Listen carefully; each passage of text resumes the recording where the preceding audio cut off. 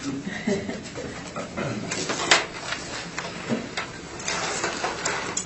morning, and I would like to call this meeting to order, and I would like to begin by acknowledging that we are in Treaty 1 territory and the traditional homeland of the Métis Nation. My name is Terry Linklater. I'm your chairperson today, and I'm joined on the panel by Mr. Neil Harden and Ms. Laurie Davidson. Our city assessor is Jennifer Martins, and our admin secretary is Katie Sutherland. We will be hearing applications for revision of the assessment roll in accordance with the Municipal Assessment Act. The matters for which revision is requested have been described in each application, and we will limit discussion to those matters. Statements that applicants or the assessor make at this hearing are sworn testimony, and anyone speaking to the matters must be sworn in. Be advised that comparison of assessments of properties are not considered evidence of market value by the board. The board is appointed annually by City Council and is independent of it and the City Administration. It makes its decisions on the basis of the evidence provided at this hearing, and issues a written order that will be mailed to all parties as soon as possible. Please note that the board's decisions with respect to an application may be appealed to the Manitoba Municipal Board if the matter pertains to assessed value or classification, or to the Court of Queen's Bench if the matter pertains to the application of exemptions from taxation. Should you wish to appeal, information on how to do so will be included with the board's order. With respect to the hearing process, I will confirm the matters to be addressed with each applicant following the swearing in. We will then have the assessor's testimony followed by questions that the applicant may have, and then the applicant's testimony followed by questions. Each side will have an opportunity to summarize if they wish. Once all the evidence about an application has been brought forward, the applicant may leave. The process will repeat for each item on the docket today. The session will close after all the applications have been heard. The board will deliberate in private and make its decisions. You will receive the order by registered mail as soon as possible. And as information, all public hearings are live streamed, recorded, and will be part of the public record. You can swear everyone in. Thank you.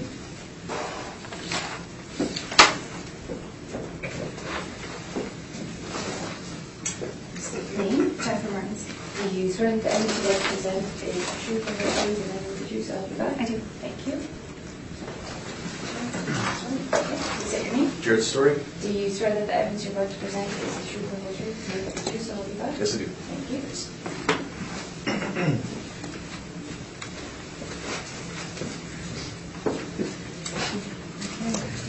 Good morning, Mr. Story and Ms. Martins. If you'd like to start us off on 444 Logan. This is file number 19-2268, roll number 13081875100. This is 444 Logan Avenue. The parcel use on this property is commercial row house. The property is in an area that is zoned R2, so residential 2-family. The actual year built is 1894 to 1990, with an effective year built of 1950 to 1990. There are 5 suites and 5 outdoor parking spots. So before we go through the numbers, if we flip completely over and look at the back page for a picture. The property on the top, you can see that the property is on the south side of Logan, a few blocks away from Isabel. And down below, you can see a picture of the property. There's the row house. It's the 444, and then everything in that square. Now, if we go to page 2.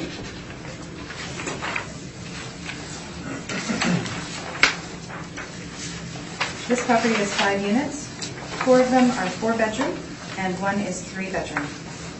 We've applied an average monthly rent per unit at $1,130.11.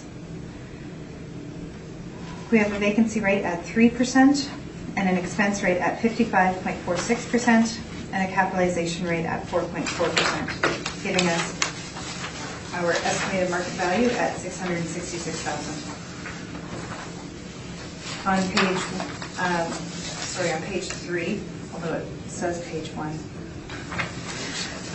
It's because it's turned, sorry. We've got row house comparables. I put 10 of them so we can just use these comparables for all the row houses on the docket. We have a variety of incomes on these ones, and a variety of suite mixes so that they can be reflective of everything on the docket. There aren't many with 4+ bedrooms, and there's a mixed amount with 3 bedrooms.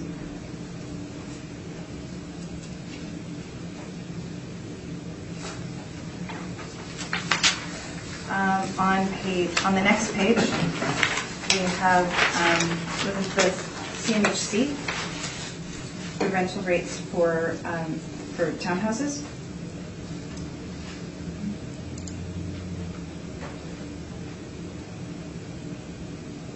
And we have just a little map of the areas that are used in CMHC.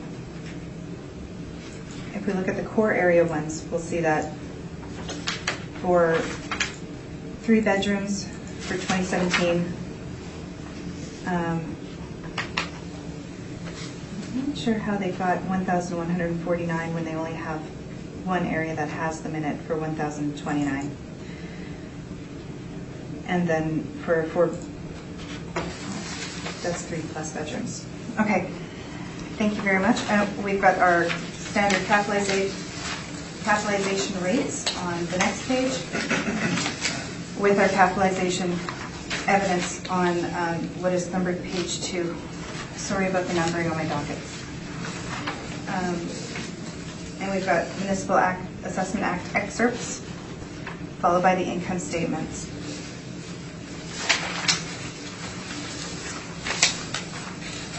Thank you.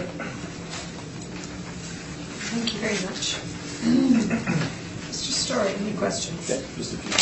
Okay, thank you. So just to be clear, we're talking about row houses in this document, correct? Mm-hmm. Not apartments, but a subset of multifamily row houses, so yes. Slightly different. Okay.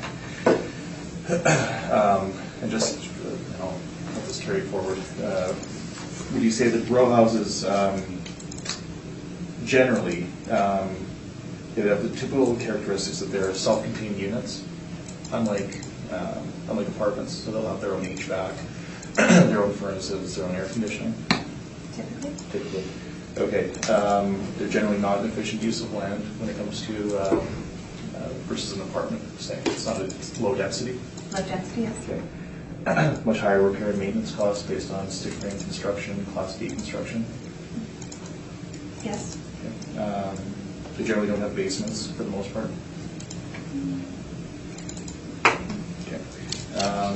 And then they're often what we'll call a shotgun layout. So that's not an optimal way of furnishing, and it's not great for natural light. Those are general. Can we agree that those are typical characteristics of row houses versus apartments? I'm not sure about the shotgun layout. I haven't looked at enough. Okay. Okay, that's fine. Now this is 444 Logan. That's the corner of Logan and Laura. That would be the West Logan area. The city's mapping.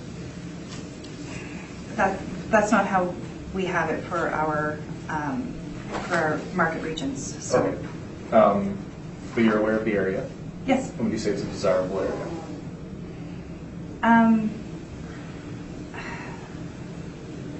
Do they have a vacancy problem? No, it's social housing. Social housing doesn't tend to have vacancy, right? Okay, so that's fine. Now, the actual year built is 1894 to 1990. Now, you're aware that there's a heritage building that forms part of this, and that's Penrose Manor, or whatever. Right? It's a former, used to be on Bell. They moved it at some point. All right. And are you aware that the past assessment in the past cycle is 429,000? So the city is suggesting an increase cycle over cycle of 55%. I'm not aware of the past assessment or anything that has changed from the last cycle to this cycle. You mentioned that the CMHC, sorry, I'm on your page 2 now, on the income value summary. Yes. You mentioned that the CMHC doesn't, the model is actually coming out higher than the CMHC, for the average monthly rent? Okay. Now, traditionally, the city has used a 6% cap rate for commercial row houses, correct? I haven't done row houses in previous cycles, so. Traditionally, the city's used 6% because they counted it slightly different than a regular apartment for some of the reasons that we've mentioned. Now, the market value per suite that's coming out with this workup is $133,000 per suite. Do you think that that's appropriate for these Yes, I suites? do. You do? Okay. Now, your rent comps. Now, we're not really arguing the rental comps because this is social housing, so these are subsidized rents. But just as a point of interest, none of these are actually in the same submarket, are they? You look at your market, your regions differently than I do. Okay, well, based on how the city does it, those first two numbers recognize the area. So, just for example, if you look at your comp number, let's see, do we have any two that are, I guess we don't, oh yeah, 14 and 14. So Albina Way and Redwood, well, those are both sort of, I mean, Albina Way is in Tyndall Park and Redwood is off of McPhillips, so those are sort of in the same region. But the city does use those first two numbers as indicators of the neighborhood. So, But that's not reflective of market region. it's not reflective of market region? No, there are a few different areas that are included in the different market regions. Okay. So again, are any of these in the Logan, in the subject's market region?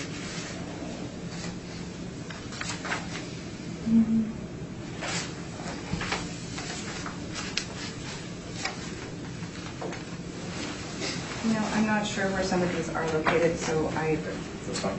And are any of these social housing, currently being used for social housing, or have they been used for social housing in the past? Do they have any history of being social housing?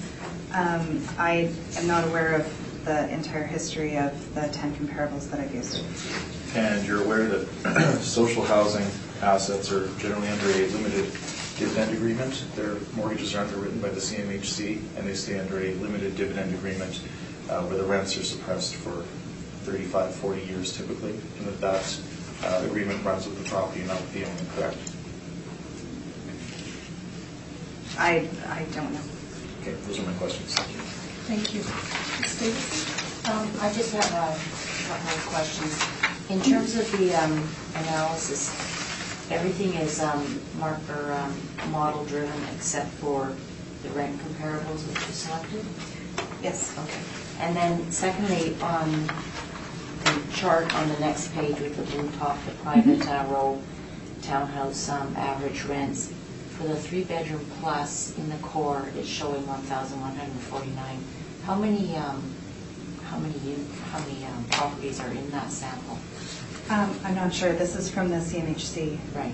So Do you have a sense of how many there might even be in the city or in the core? Just from the assessment department? I don't have.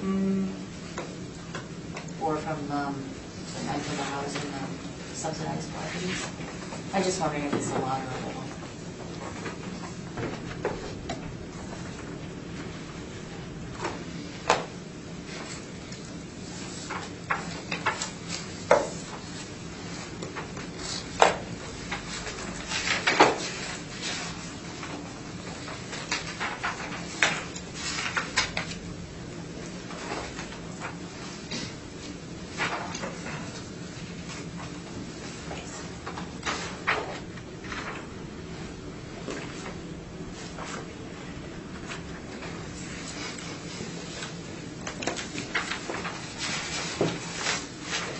Okay, so it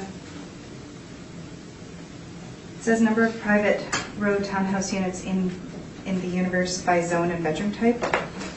For the core area, for townhouses, for 2017, it says there's about 126. With 3-bedroom? With 3 plus. Okay, thank you. That's all my questions, thank you. Thank you. Mr. Hurd? Okay, would it be fair to say that with townhouses, a lot of them are privately owned and will be classified as residential and not apartments per se? Yes, there's a lot that are privately owned. Okay. Now, cap rate 4.4. Yes. Looking at your cap rate guide, that's below the 20th quartile, or percentile rather, which implies that this is one of the better units that you can own for multifamily. But somehow it strikes me as being odd in terms of that neighborhood and that sort of thing. I wouldn't look there for being a high-grade investment. Well, that being said, I think that there's a lot to say about the age of the units, and I park there, so I walk past these houses every day, and I see there's new units being built, and there's, I don't want to say gentrification, but there's a lot of families there. There's a lot of newer buildings, newer houses being built there. So there's something to say for areas of different areas of the city attract different demographics, and just because it's not a neighborhood that I would choose to live in, for economics, if you can get a nice newer house as opposed to, or a nice newer townhouse, even though it's in a neighborhood that's shady, everybody gets to pick. You have to compromise and figure out what you want, and there are new houses being built here, and there are people renting, and there are lots of families here. So we can't just pick and choose and say this area is terrible and that area is terrible and that area is terrible, and the only areas that are nice are Charleswood and Maples, and because people have to live everywhere, and there is rejuvenation going on in this neighborhood. Well, I must admit I drive past that every day going home, and can't say I've ever really noticed them. Yeah. I do notice their warehouse is just a block away. Yeah. Well, I park over there. That's where my vehicle's parked today, and walking past them, when I walk past in warmer weather than this, there's kids playing out in their yards. There's lots of toys out every place. So people need to live somewhere, and just because it's not someplace that I would choose doesn't mean that it should be disregarded as a terrible neighborhood. Okay, thank you. Did you have a chance to inspect the property? No, I did not. Do you know the last time the city inspected? No. Okay. I just wanted clarification. You were pointing out the picture on page 6 of your brief. Does it encompass this whole big area? Yes. Okay, thank you. And I believe Mr. Story had mentioned that the property was moved. The building that says 444 on it. Yes. That is, I believe that is the historical building that was moved, whereas the building that has 272, 270, 268, 266, and 260, I believe those were all built in place. Okay. Thank you. And 4 bedrooms, that is unusual, correct? Yes. I don't think I've ever seen 4 bedrooms. And in residential, from year to year, with the different areas, the assessor often will, if you ask, will tell you what the increase in different areas are. So I'm just wondering, what was the increase in this area? Would you know? I don't know. Okay. That is But if you look at the CMHC information, it does have 2016, 2017 values, although there's not much available for 2016. Okay, thank you very much. Mr. Story, would you like to give us your presentation? Thank Thank you you. very much. Okay. Okay, so this is a Winnipeg Housing Rehabilitation Corporation asset at 444 Logan. Again, this is comprised of a heritage building, as well as some newer commercial row houses. Now, it's important to point out that these are not townhouses, but rather commercial row houses. So they're different. That affects the quality of construction. They're not built to be condominiums at any point. These are utilitarian rentals, they don't have basements, things like that. So we'll talk more about commercial row houses today. This one does not have any basement area. We're applying an effective age of 1975, though that is a bit misleading because we do have Penrose House from 1894, which is a heritage protected structure. The designation on it, so it can't be altered or demolished. And then it's got the neighboring properties that were built in 1990. Now, traditionally, for commercial row houses, the city has recognized that these are of a higher risk to an investor based on the fact that they're a less efficient use of land when it comes to a multifamily asset. When we look at apartments, for example, the amount of roof coverage that's required for a commercial row house is exorbitant when compared to an apartment asset. The amount of land that's used is not maximally productive. So traditionally, the city has used a 6% cap on all commercial row houses, regardless of vintage, regardless of location. So the reason why we're seeing this dramatic spike in some of these values is because we've now moved away from this. We're seeing, again, a 55% increase on this asset, which I would suggest is inappropriate. The other point that I would bring up here is that the corner of Laura and Logan is 1 block away from Henry Avenue. I did the apartment at 425 Henry. That's in the Logan CPR area, and there is a cap rate adjustment on the apartment side for Logan CPR. So it seems inappropriate that this would have a 4.4 cap. Okay, so if you follow me please to my workup. Looks like my numbers got cut off here. But it's just that. So that would be page 7. This is, again, social housing. So that's interesting. The assessor asked if we have a vacancy problem, and I, without checking, I assumed that there wouldn't be because it's social housing, and generally in social housing we've got low actual rents, very low vacancy, and very high expenses. But in this case, we do have a vacancy issue, so that likely speaks to the area. We started with accepting the assessor's model potential gross market rents of $67,807. And we can see here that we have vacancy that goes from 1% in 16, 10.9% in 17, and 27.4%, giving us an average from 15 to 17 to 12.3%. When we see that sort of vacancy, we recognize that that's an issue, and the model 3% is not sufficient to capture the economic reality of the assets. We've applied a vacancy rate of 10%. The effective gross income, we have some miscellaneous income, but we haven't captured it because it's $38 one year, $50 another. Not sure what that's for. Suggest an investor wouldn't consider that in the calculation. The effective gross income then from our side is $61,026. The assessor is suggesting $65,773 based on the model. We've applied our actual expenses, and this is interesting. The model is suggesting an expense ratio of 55.5%, and our actuals are indicating 56%. So we're not far off on the expenses, on the expense ratio, I should say. But where we diverge is on the cap rate, of course. So the assessment department is using a 4.4 cap.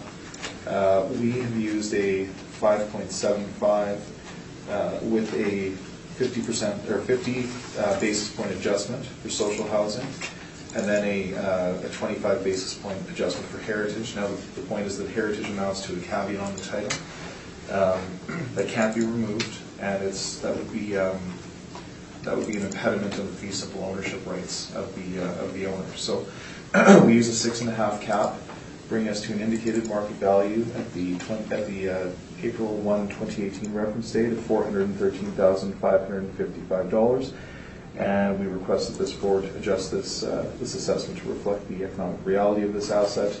And we are here today to respectfully submit that the assessment ought not to exceed $114,000. Thank you.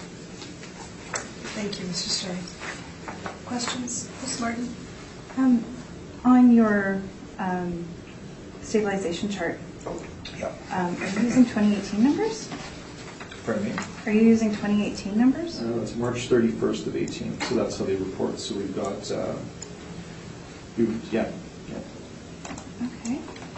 That's a March 31st reference date for 16, 17, and 18, so it's before the reference date. Okay.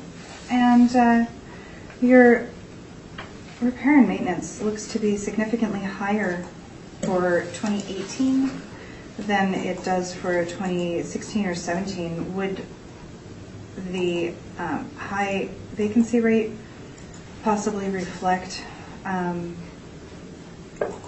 situation where vacancy was required to do some of the maintenance or repair work? That's a good question. I don't see. Yeah, that that might be. And it's again when we have a smaller unit count, to have a higher vacancy rate is. It doesn't take much. It doesn't take much. That's right. But we also have a fair bit of bad debt in 17 and 18. So, I mean, repairs and maintenance in these assets. I don't know what's going into the heritage structure. Now, that's one thing I can tell you. I've done a fair bit of work on heritage buildings. There are a number of governing. You have to get a heritage permit to do any work on a heritage building. So, and it's conservatively, it's going to cost 3 times more than what a typical asset would cost to repair things like windows. So, I'm not sure what went into that, but we did stabilize our repair and maintenance. So, we didn't use the highest year at 37,000. We used 10,000, which is more indicative of what we'll call a stabilized year in 2016. So talking about the heritage, have you factored in any? We talk a lot about the negatives of the heritage status. What about the positives of a heritage status? Yeah, I think I'm a big supporter of heritage buildings. I love heritage buildings. So is the government. But I will say that the benefits of heritage tend to accrue to everyone, and they're unduly borne by the owner. And we're talking about how an owner might look at this, and it's not. In most of the jurisdictions, we compensate owners when we put a caveat on their title. Yeah. In Winnipeg, it's we hear the term expropriation without compensation a lot. Oh, I think that's perhaps maybe the Heritage Conservation Grant Program might have a different opinion of that. Which one, the Gail Palmquist or the Heritage Tax Credit? The one where there's no maximum value, only maximum years in the term. So a base grant of 12 years of 80% of incremental municipal taxes. And are you aware that both of those grants have been fully subscribed for about 3 or 4 years now? No. Yeah. So it sounds great, but there's no money available for owners at this point.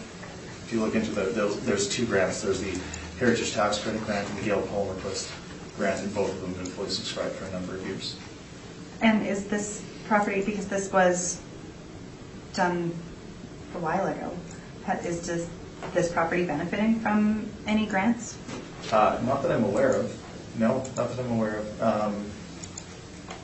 No, and I know that it was moved. I believe it was moved in the 70s, but I could be wrong. I couldn't find a definitive date. It used to be on Bell Avenue. It was built by James McDermott, and it was owned by the prominent local photographer named Mr. Penrose. So it's known as Penrose House, Queen Anne style. It's representative of working class industrial housing from the turn of the 20th century. So it's interesting, but I would suggest that it's quite expensive to maintain if you follow if you go by the letter of the law, by the heritage designation. And I'm well aware that there are not funds available for owners right now. Okay. Thank you very much. Thanks. Thank you. Ms. Davidson. Just a fairly clarification question. On the cap rate, you're indicating 6.5, and I think these are the numbers you said, so if they're not, tell me. 5.5 was the base, and then 0.25 for heritage, 0.5 for That's right. WHRC. That's right. I don't have the heritage designation written in. Yeah. Yes, that's what So in terms of the heritage and the WHRC, or is it WRHC? I get this mixed up. WHRC. Yeah. How did you come up with those numbers? Those are numbers that we've standardized for this term. They're probably conservative. I would generally use a higher rate for the heritage designation. We would on larger buildings we use a 50 basis point to 100 basis points, but because only one of the buildings in this entire economic unit is heritage, it seems appropriate to apply the full 50 basis points. So I used 25, and that was discretionary. So you've done this analysis across all heritage buildings, not just this type of... No, for heritage buildings, we add a premium because there's a caveat on title, right. And we have to recognize that there's increased risk carrying costs and yeah, there are increased costs to an owner, and there's a caveat on title that can't be removed, so that has to be factored somewhere. And the same with the WHRC? Well, the WHRC, done that analytically? Well, the issue with the WHRC is that with social housing, we have as I mentioned, we have the limited dividend program that runs with the property. So that is, I mean, it's sort of to consider these assets as assets that could perform on the free and open market, you would absolutely have to consider that for a certain amount of time, they're going to be under a limited dividend agreement. We also have to recognize that if they're built for social housing, they're built in a way that's more utilitarian than it is built to compete in the market, and they're not achieving any economic profit. So those are all factors that a prudent investor would look at, and that would give them some, it's called uneasiness, and they'd have to adjust the cap rate to reflect that. So that's how we rationalize that. Okay, so then just not to take too long, is this accurate to say then that this is current appraisal theory, and these amounts you selected are borne out in practice in Winnipeg? Sorry, do appraisers adjust cap rates for these sort of issues? Absolutely, yeah. Yeah, okay, For so sure. this is standard This is- methodology, this is- and the amounts you selected represent This would the replicate Winnipeg market behavior, I believe, yes. Okay, and just to clarify the other one on your 10% vacancy. Yeah. So I'm looking at there's wide swings in your 3 years, like it's 1.1 up to Yeah. 27.4, and Yeah. then just a normal arithmetic average of 12.3. Right. So you stabilized at 10 At based 10%. on what? Based on, it looks like a typical year is 2017, that's 10.9%. And this building is also carrying a fair bit of bad debt, which is tantamount to collection loss. So with all that taken together, 10% seems reasonable. If And you- also the market region, Right. I would suggest a citywide average should likely be adjusted upwards. 10 might be aggressive, might be more like 5. I'm not stuck on that, but 10% seemed reasonable. Because I understand the reference period, but I was wondering if you had, just for informing yourself, if you went back more years, whether you'd see these Oh, that's huge ups and interesting. downs. There's no kind of... Well, no, I did not. That's a good point. But generally in social housing, we don't see any vacancy. Right. Right, we see very, very low vacancy. So to see any like this, it seems odd. Yeah, it seems odd. And then the bad debt is odd too, because these are subsidized rents. So it's if the market rent is stated at $750, a lot of people who are in there are paying maybe $350, $325, something like that. So we don't tend to see collection loss. And then people also, there's waiting lists. So if you're not paying, So you're not as certain about the 10% vacancy, it sounds like, as you are about your other numbers? Well, that's a question. That's a question. Sure, it might be 5. I'd be comfortable with that. And you're right, I haven't done the whole study on the vacancy, but when we see that 24%, that pops out, and we think, Yeah, oh, that's absolutely. very high. But again, low suite count doesn't take Yeah, exactly. doesn't take much to get Just to the that. math. Yeah. Yeah, okay, thank you. That's all my questions, thank you. I have no questions that haven't been asked and answered. I just have a couple of questions. So you have no information in regards to the vacancy? No, just Why? So you're just Just that we perhaps have- tying it to the maintenance, repair and maintenance, correct? tying the vacancies to repair. Yes. No. No? I would taking the actual vacancy off the income statements. Okay. And you said that there's no basement? No, there's no basement in these units. Typically in commercial row houses, we don't see basements. I think on this whole docket, there's one property with a basement. So it'd be on a slab? They would be slab on grade, yeah. Okay. Yeah. And again, commercial row houses, slightly different than townhouses. So, And so your request today is less than what the assessment was for 2018? sure. I'm not sure that I agree with the assessment from 2018. So, And did you have a chance to inspect the property? I drive by it every day. I've been outside it a number of times, but I've not been inside. I'd like to get inside Penrose house, but I've not been inside there. That's somebody's home, so we don't tend to go inside residences. May I ask one more question? Absolutely.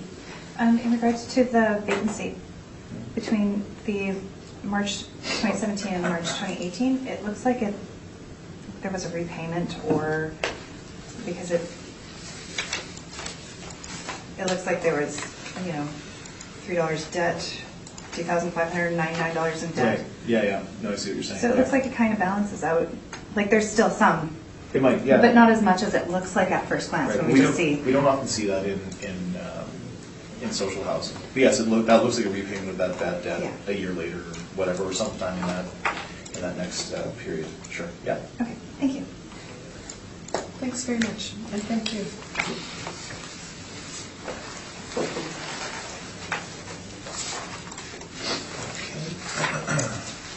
We're going to move on to 165 Maryland.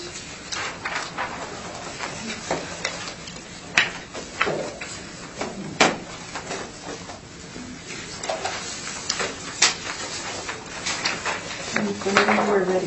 Thank you. This is file number 19-2764. Roll number 12090392500. The assessed value is $1,581,000. This is commercial row housing. It's zoned residential multifamily. This property has 2 buildings, 2 stories, built in 1994 with 12 suites and 9 outdoor parking spots. If you look on page 2.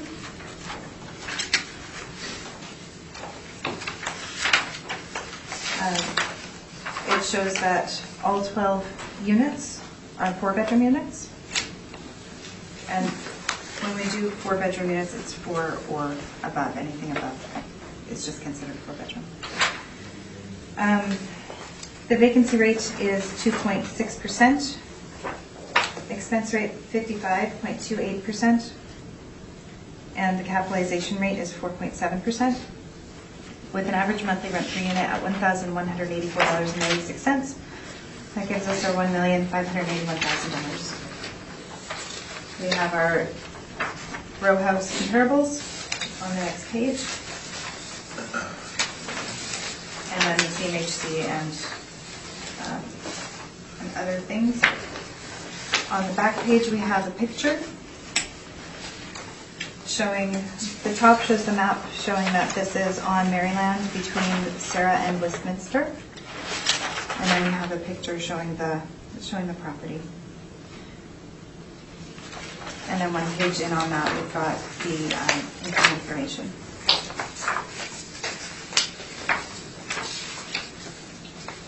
Thank you. Thank you. Questions? Yeah, thanks. Sorry, this is considered Wolseley West Broadway, correct?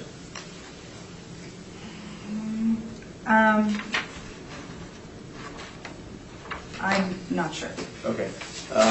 Just same question as before. This would you call this Centennial then by the CMHC?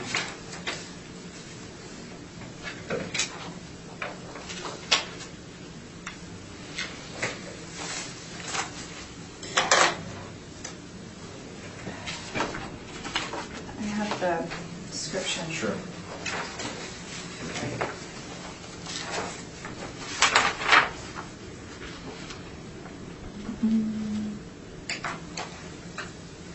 Yes. So then your model is coming out higher than CMHC. Yes. And now CMHC is not considering social housing here, are they? This is for competitive assets in the market, correct? Yes. Okay. Now, this is Westminster Housing Society, so that's presumably associated with the church down the street? I don't know what the ownership and who they associate with. And again, no basement? I'm not sure. Your evidence says no basement. And stick frame D-class construction, correct? Yes. Okay. And the city is suggesting that this asset is appreciated 39% from last year? I'm not sure what the assessment was for last year. And that's largely based on the cap rate. Now, the cap rate last cycle was 6%, correct? I don't know. I have it in my evidence. Now, The market value per suite is coming out at $131,750. Do you think that's appropriate? Yes, I do. You do, okay. Now, you've got one comp in your rent comp that's in the subject area, and that's comp number 9. And that's substantially lower at $956 for average monthly rent. Are you aware of that? Yes, and they also have lots of 2-bedroom units. We don't have any 2-bedroom units. No, the subject property does not. Right, okay. However, the comparable that is getting $956 a month has double the number of 2-bedroom that they do of 4+ bedrooms. Okay. Can you tell me how the 4.7% cap rate was determined? I'm not aware of all the ins and outs of the model capitalization. Okay, so is it fair to say that the income value summary is completely modeled then? Yes. Okay, those are my questions, thank you. Thank you. Ms. Davidson? I have a question on the cap rate. The applicant has indicated that last year the cap rate was 6, and this year on the 2 we've seen we're in the 4+. What is driving the change in the cap rate, given that it's the measure of risk? I'm not really sure, but this I would assume that it is the age of the property, because built in 1994 as opposed to in the 70s, which a lot of our properties are built in the 70s. And there could have been an override that was removed. An override for? Well, previously I wasn't doing these properties, so I can't really speak to the properties, to these properties from previous cycles. It sounds like it's a change across the board. Yes. Okay. And just one quick question. What is the condition of these properties on the interior? Any information that we have is that they're average. So we treat average for this type of property for this age. Okay. And has there been an inspection recently? Not that I'm aware of. Okay. Thank you very much. Thank you. Mr. Harden? Okay, did you check your expenses versus the mailer to see if they were similar? I did not.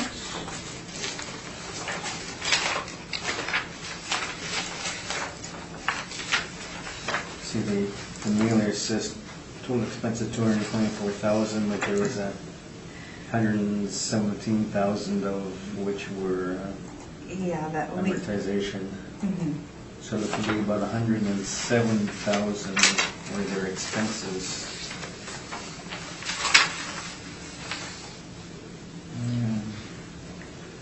Not sure exactly where they come up with $107,000. Yeah, like their maintenance repair at $15,500. Let's see, 30, 50, 65.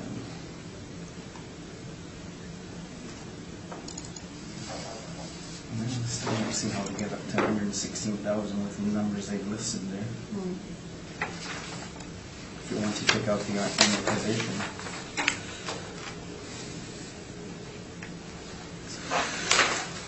Do some ciphering.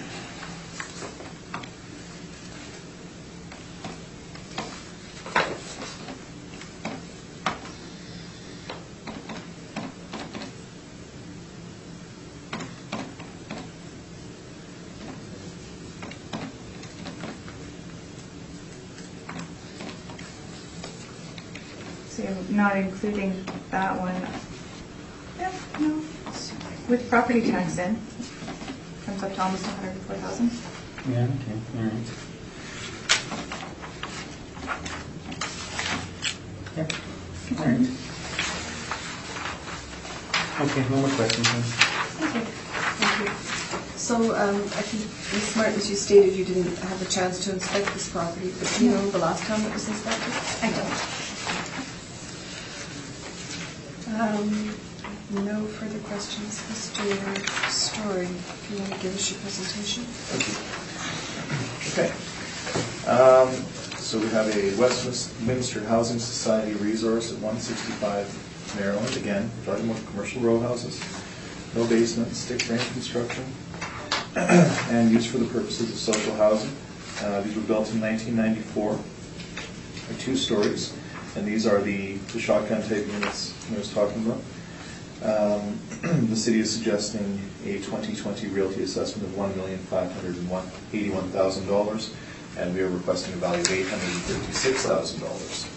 So we are on the east side of Maryland between Sarah and Westminster. Now this is the West Broadway area. West Broadway on the border of Wolsey, I suppose. So the site size, according to the City of Winnipeg records, is 20,882 square feet, and it's zoned RMFM. Now, I will suggest again, something that I mentioned in my initial presentation, that is a great deal of land for a total of 12 units. Again, this is not commercial row houses are not economically maximum productive. So, for the purposes of this report, we are using a 6% cap rate as the assessor has. The assessment department has used a 6% cap rate across the board, recognizing that commercial row houses are not the same as apartments. They carry far more risk to an owner, and they're not as productive. So in the past, we've seen a 6% wholesale cap rate, and in this assessment cycle, we've seen a change. So we're disputing the assessor's cap rate of 4.7%. We're saying that is aggressively low, and we are maintaining the 6% that we applied last year, that the city applied last year as well. Now, based on our financials, well, again, this is social housing, so we agree with the assessor's modeled rents, and we're fine with their effective gross income. Now we add our actual expenses where the city models theirs. So when you look at our actuals, we come to an expense ratio of 69.1%, which is very high, but typical of commercial row houses. The city is using a 55.3%, which is typical of apartment buildings. So we are continuing to recognize that a commercial row house is a different asset, it performs differently, and it has higher repair and maintenance costs. The city appears to be assessing this asset as though it were an apartment. When we apply and that gives rise to a change in our NOI. We diverge from the city. We're saying our NOI is $51,347. The city is suggesting $74,324. We're applying a cap rate of 6%, bringing us to an indicated market value of $855,779. So we request that this assessment be amended to $856,000. Now, I know there was a question about the R&M.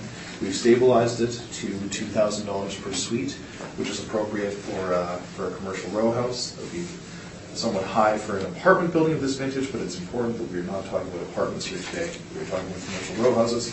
And just for the sake of argument, I've included last year's workup from the city, indicating that the 6% was indeed applied. What page? Oh, I'm sorry. That's page. That is the third page of my appendices. So it's right after the.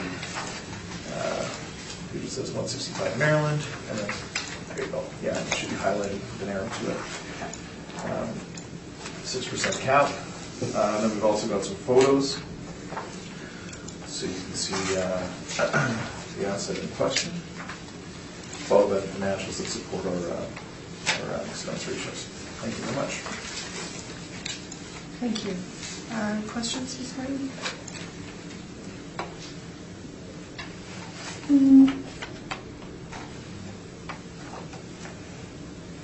No, thank you. Stevenson? Is there a history of appeals on this property? Well, I'm not sure. I would imagine there would be. Yeah, I would think so. Do you know if it was appealed last year? I don't know. I wasn't with the firm last year, so I can't tell you. Okay, thank you. Yeah. That was all my questions. Thank you. Mr. Maynard? No questions. Do you know what the last year 2018 assessment was? It's 39% lower than this, so I can tell you.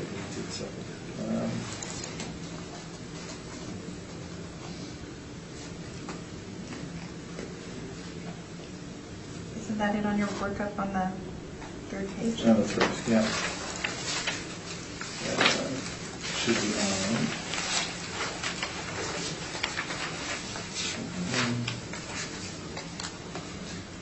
$1,138,000.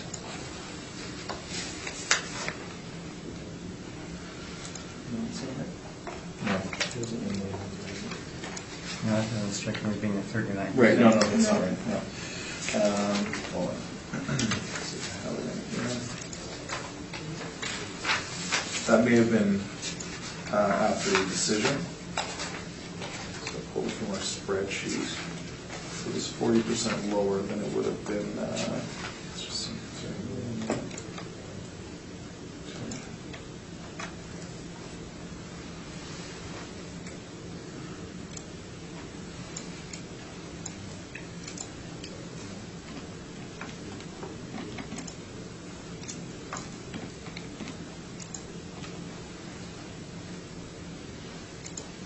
$756,000, roughly.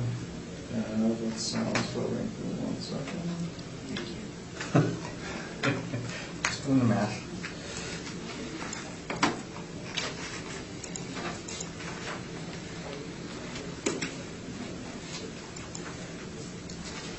Yeah, that sounds right. I think you're correct.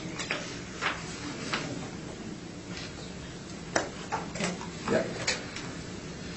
So I just have one overall general question. You refer to these buildings on the docket today. Yeah. What are you saying? The type of construction, stick frame? It's stick frame construction, so that's a low-grade wood frame construction. Now, over the life of the asset, you see more and more repairs and maintenance. They're more susceptible to moisture, things like that. They're not built for not built in the same grade as condominiums or regular single-family detached homes. The other issue with these that's really, really important and why it's such an issue to a potential owner is that every single unit has its own furnace in it. Every unit has its own hot water tank. There's no agglomeration of economies when we're talking about an apartment building, for example. And if you look at even just the roofs, right, when you think about an apartment building, with 30 suites in it versus 30 people living on the street, you start to see the potential for repairs and maintenance become much higher. The low-grade construction contributes to this. So this is why commercial row houses always have a higher cap rate than a standard apartment building. Okay, thank you. Just a correction, I did the math wrong, and it would have worked out roughly to $891,000. Yeah, it's around 890-ish. Yeah. Did the math wrong. Okay, thank you. Thank you. And That's assuming that 39% is correct. That is correct. and we will move on to 795 Sturgeon.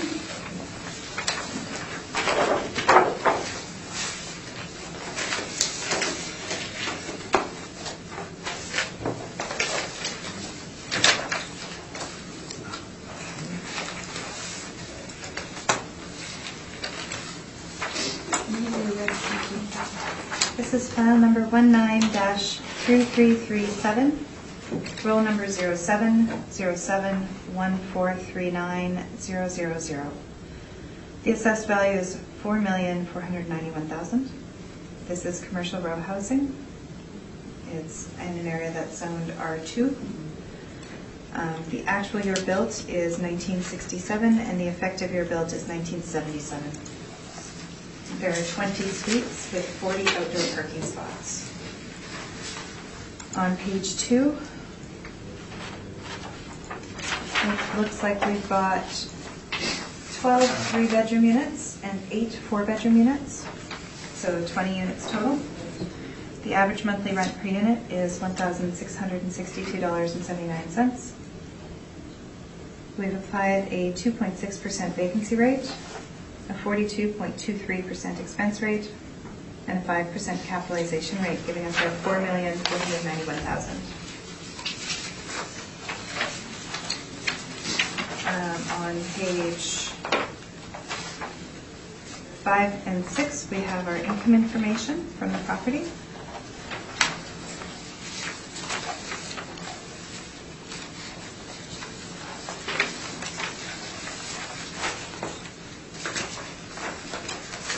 And then on the back page,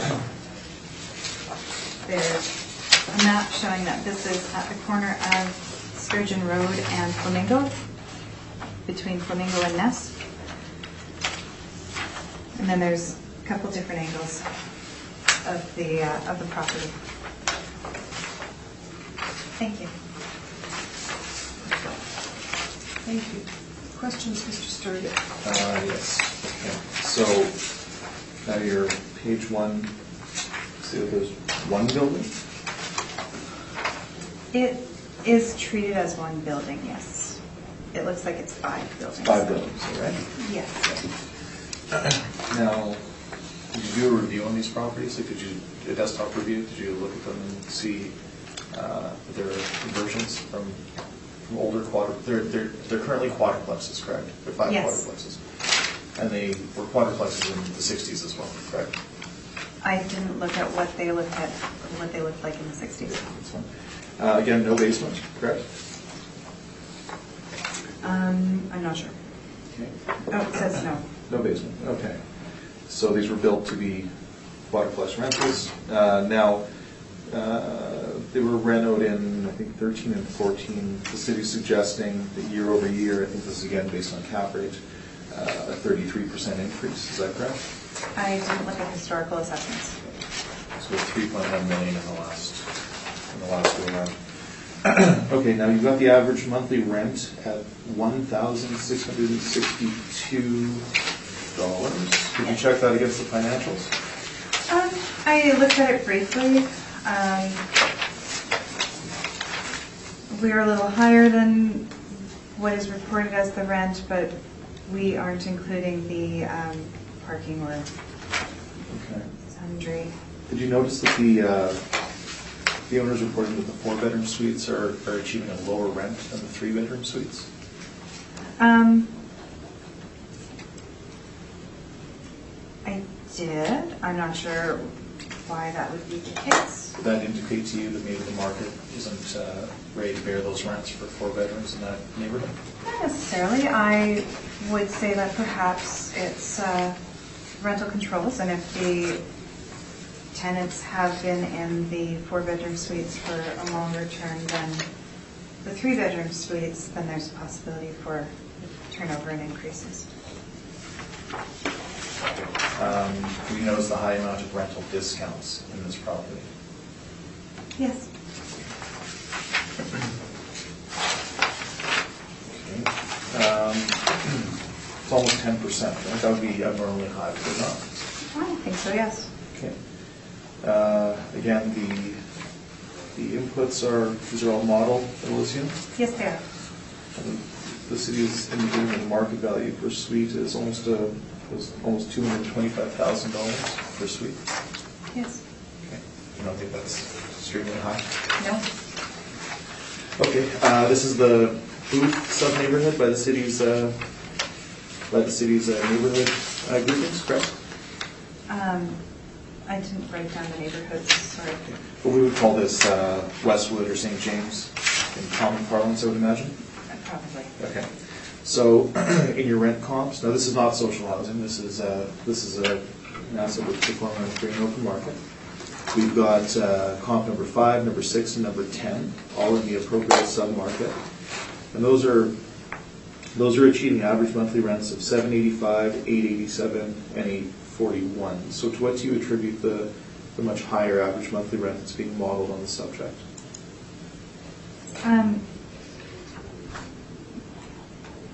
It's taken from the income and expense mailers that we've got, and they are analyzed, and they are,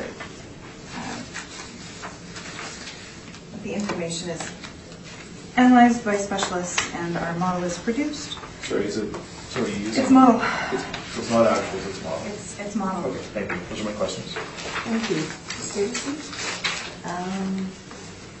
Just in terms of your cap rate of 5% and looking at the cap rates of the others, but this isn't social housing. So what are you attributing, like how are you arriving at the 5? It's in a different neighborhood, and it's got it's the age. Okay, is here so too. age and location. Age and location Okay. do make a difference because they are similar construction, both sides. Thank you very much. You're welcome. That's all my questions. Thank you. Questions? No questions. What is a quadruplex? This is the first time I've heard the word, but I'm assuming good. that it's intended to be buildings with 4 units in them. Interesting.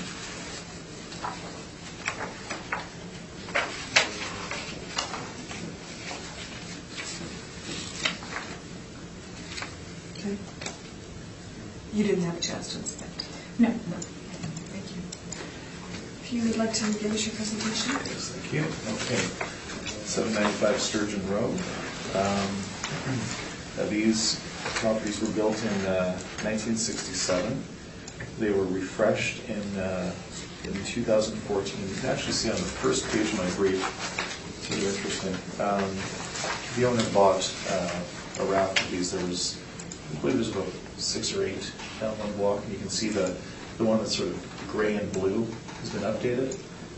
They used to be that sort of salmon colored green. So they bought them, they refreshed them. They were quadruplexes, quadruplex being like a duplex, but with 4. And then but they're all self-contained. They have their own entrances. There's no common area. They're just common walls. Okay, so the city is suggesting a value of $4,491,000. We are requesting $3,885,000. And again, we're on the east side of Sturgeon Road, northeast corner of Flamingo and Sturgeon. This is St. James. So we've got 5 two-story structures, again built in 67, refreshed in 14. The city is suggesting an average or an effective year built in 1977. We're not disputing that, though I haven't pulled permits to see if any fundamental work has been done on the structure of the building. But that falls within our range for apartments. Again, we use our apartment cap rate as a baseline and then adjust upwards to capture the realities of commercial row houses. And again, no basement, wood frame, Class D construction. So we are using a cap rate of 6.25, where the city is using a cap rate of 5%. If you come with me to my financials, please, that's on page, what are we here, page 6. The city is suggesting a potential market gross rent of $399,070. Our statements indicate that a more appropriate rate is $355,811. And you'll notice we have a huge amount of discounts here. We've got almost a $35,000 discount rate down, or erosion to the potential gross rent. So we've got an effective gross rent of $355,811. We pick up some additional revenue from parking and what we call miscellaneous, bringing us to an effective gross income of $359,957. Now, when we add in our expense ratio, I think we've been very conservative here. Now we're recognizing that these have been upgraded. So for a period, the expense ratio will be quite low. But we've gone with actuals as opposed to modeling, and our actuals are indicating a 32.6% rate is reasonable. So our NOI is actually higher than the city's. So we're at $242,758, where the city's at $224,549. But we diverge on the cap rate. We're suggesting 6.25. The city's suggesting 5. When we apply our 6.25% cap rate, we come to an indicated market value of $3,884,000, and we ask that this board amend the assessment to $3,884,000 for the 2020 assessment cycle. I've got some photos here again. You can see what these look like. So they've been redone. Looks like they've done some siding work. They have sort of this inverted pergola between the two entrances on each side. And they have some wooden effects that have been put on here as a fence, and then also decks. So they have upgraded them, which would speak to the lower repairs and maintenance. But if the main point of contention here is on the cap rate, we do have to recognize that these are not apartments; these are commercial row houses, and we believe that a 6 1/4 cap rate is more appropriate given this type of asset. Thank you very much. Thank you. Questions? No, thank you. Ms. Davidson? I have no questions, thank you. Mr. Martin? Why 6 1/4? Because 6 would be the baseline for, if this were an apartment, based on the location, quality, condition, and age. So we adjust up 25 basis points seems reasonable. They're in reasonably good shape, but if this were an apartment, a prudent purchaser would see more risk in this asset than they would in a typical Would they see apartment. more risk here than they would on Maryland? Would they see more risk here than they would on Maryland?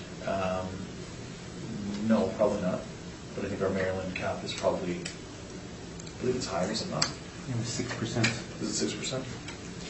Well, I don't know. Are we sure about that?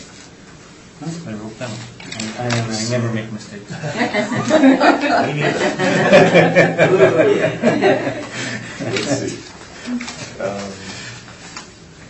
Yeah, 6%. Well, I suppose with all things considered, they're site specific, so I think it's appropriate that.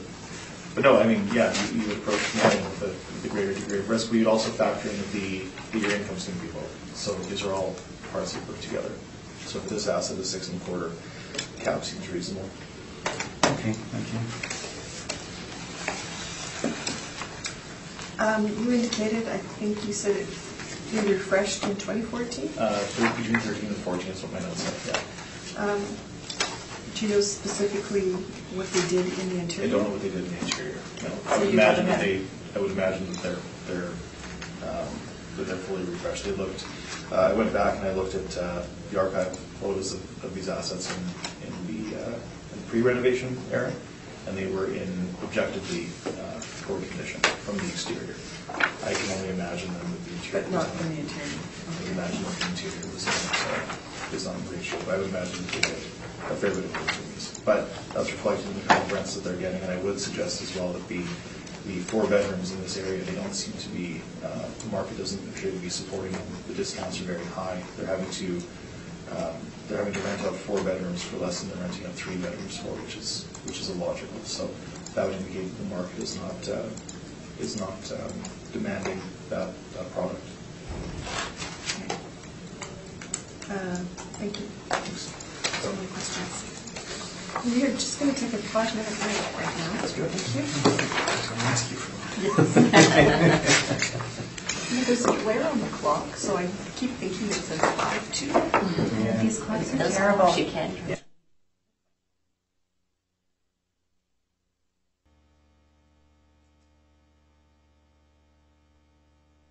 That's disappointing now. Yeah. Okay, I'd like to call this hearing back to order, and we are going to proceed to 2885 Ness Avenue. This is file number 19-2434, roll number 07080040200. The assessed value is $1,302,000. This one does have split class codes. The class code 10 has an assessed value of $372,000, while the class code 20 has an assessed value of $930,000. This is again commercial row housing. The area is zoned R2.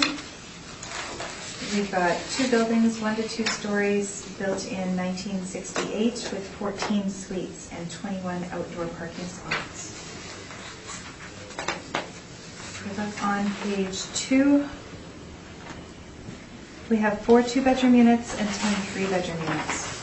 We have an average monthly rent of $906.42 with a vacancy rate of 2.6%, expense rate at 53.48%, and a capitalization rate at 5.3%. giving us our values. We have our rents, our CMHC, the cap rate of the municipal act information, and then the income information that was submitted by the owner. And on the back page, we do have the a little map showing that this is right near the corner of Sturgeon and Ness. And we've got pictures of the property from 2 different angles.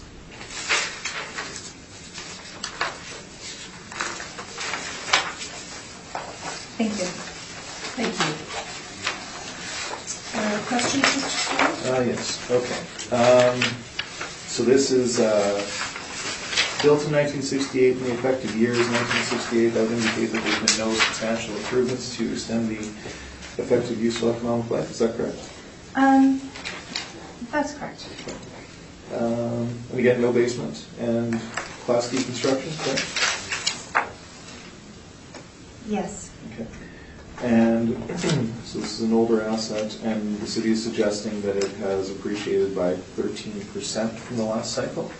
I don't have last cycle's value in front of me. Okay, that's fair. Now, you've got the Class 10 and Class 20, but for the purpose of this exercise, we can assume this is one economic unit. We're using the same rates for everything? Yes. Okay. Now, you've got the average monthly rent at $906.42. Mm-hmm. Have you checked that against the actuals? It's a little higher than what is reported. The actuals are $856 per square foot, or sorry, for average monthly rent. Now to your comp sheet. Now again, we've got, this is, again, we'll call this St. James or Westwood. So what's interesting to me here is that comp number 5 is actually the same building. You're aware of that? No, actually. Okay. So these are advertised as 2841/2885. So this comprises one economic unit. So I'm just trying to figure out why we have 785 for 2841 Ness, but our subject, which is the same economic unit, is $906. That seems odd, doesn't it? Actually, no, because this one is modeled and one is recorded. Sorry, one is modeled and one is recorded? Reported. Oh, reported, okay. So just for the purpose of this hearing, if we look at 1 and 5, if the subject and comp 5, the total number of units is the same and the unit breakdown is the same. So this actually shows us that the model is higher than the actual reported, correct? Yes. Okay, that's fine. Now, using a cap rate of 5.3%. Yes. And that is modeled as well. Yes, it is. And it's safe to say that the vacancy, everything in this income workup is modeled, correct? Yes. Okay, those are my questions. Thank you. Thank you. Ms. Davidson? I have no questions at this time. Thank you. Mr. Harden? I have no questions. Just a quick question. So you didn't inspect it. No, I did not. So do you know the last time it was inspected? No, I do not. Okay. So just a general question then, just because it was actually built in 68, but it's got an effective year of 68. At what point would the city think to themselves, somebody should get out there and have a look? Usually at some point something comes to our attention. Either something comes to our attention at a hearing where a property is flagged, or perhaps if there's permits that are taken out. We'll go, or if there's any concerns or complaints or questions. Other than that, we assume that it's average. Okay, thank you. I just have one Yes. question. Can you, from the picture on page 6, can you tell which is the R1 and R2, R10 and R20? I have no idea. Oh, okay. All right. So much for that question. That's a brilliant question and you can't answer. Thank you. Mr. Story, if you'd like to give us your Sure. brief. Yes, thank you very much. So 2885 Ness Avenue. This asset was built in 1968. So we've got a mix of 1- and 2-story buildings. We've got 4 2-bedroom suites and 10 3-bedroom suites. The city is suggesting that the appropriate assessment is $1,302,000, and we are suggesting that a value of $1,198,000 is more appropriate, given the fact that this is commercial row housing, and it's built in '68. Again, and all of the characteristics that are typical of row houses are here: stick ring construction, no basement, shotgun layout, and then we have self-contained units, so they all have their own furnaces, HVACs, and hot water tanks to take care of, as well as a large roof area. So, and I would say it's an inefficient use of land to an owner. So we're disputing the assessor's cap rate of 5 1/4, and instead we're using 6%, which is quite conservative given the age of this asset, but that's what we've applied. So if you follow me to my workup, please. You can see that we start off with and again, this is not social housing. This is an asset that actually performs on the free and open market. So we've got a potential market gross rent of $144,000. We are using a vacancy rate of 3%, which is not atypical. The assessor is at 2.6, which is low against the citywide average. We've used 3%. We see in 2015 it's 5.5, 2016 it's 8, and then it goes down to almost nil in 2017. So we've capitalized that into perpetuity at 3%. We come to an effective gross income of $139,718. Our expense ratio is 48.6%, which is fairly low given this asset, which equates to $2,100 per suite, which again is typical of commercial row housing. Would be high for apartments, but again, important to draw that distinction. The city's using 53.5, so they've got a higher modeled expense ratio than we do. We have a higher NOI. We're coming in at $71,870, where the city's at $68,998. But again, we've used a cap rate of 6%, giving us an indicated market value of $1,197,839. So we respectfully submit that this board ought to amend this assessment to reflect the market realities of this commercial row house built in 1968 with a value of $1,198,000. And then you can go to my page, well, it's in my appendices, and I apologize for not numbering these, but it's the first page of my appendix. You can see here, this is what they look like, very, very typical late 1960s commercial row houses. Got a number of photos here. You can see that some are 1-bedroom, that are basically right on the front street, and some are regressed back into the lot. That also indicates the inefficient use of land when compared to an apartment block. So those are the photos, and then we have our income workups that support our workup, and that's my presentation. Thank you. Thank you. Questions, Ms. Martins? No, thank you. Ms. Stapes? I have no questions, thank you. Mr. Harden? Questions? Just one. Sure. I'm going to ask you the same question about 68 build, Yeah. effective 68. Yeah. So you were not aware of anything being refreshed, No. redone? No. You didn't have a chance to inspect? Didn't inspect them. Generally, the way we don't believe that effective age variants are appropriate unless there's been something done to the structure of the building, foundation. So decorating wouldn't. So sometimes when we see a renovated suite or something like that, we don't see that as contributing to the effective, useful economic life of the physical asset. That tends to support and subtend an effective gross income. So for this one, I did not pull the permits on it. Just by looking at it, it appears to be true to its vintage. If there were permits done that would have that would have affected its useful life, the city likely would have caught that and asked for, would have triggered a reassessment or supplementary. So I'm confident that this asset is true to its vintage, yes. Okay. Thank you.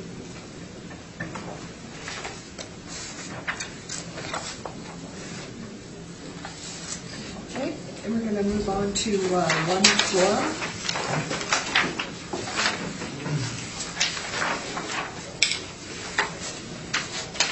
Whenever you're ready. This is file number 19-2230, roll number 14100010500. The assessed value is $2,060,000. The parcel use is commercial row house. The zoning is residential multifamily. I have 8 buildings. 1 story, built in 2007 with 28 suites and 32 outdoor parking spots. If we flip to the back to look at the picture first, this is a bit of a unique situation. This is at the corner of, this is on Flora, but at the corner of like Selkirk and Sinclair. So this is a set of buildings that were put together.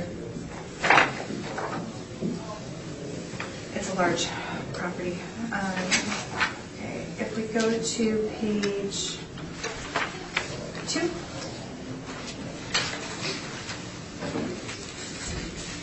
We have 16 one-bedroom units, 8 two-bedroom units, 4 three-bedroom units. We've got an average monthly rent per unit at $656.29. We have a vacancy at 2.4%, expense rate at 48.31%, and a capitalization rate at 5.4%, giving us the $2,060,000.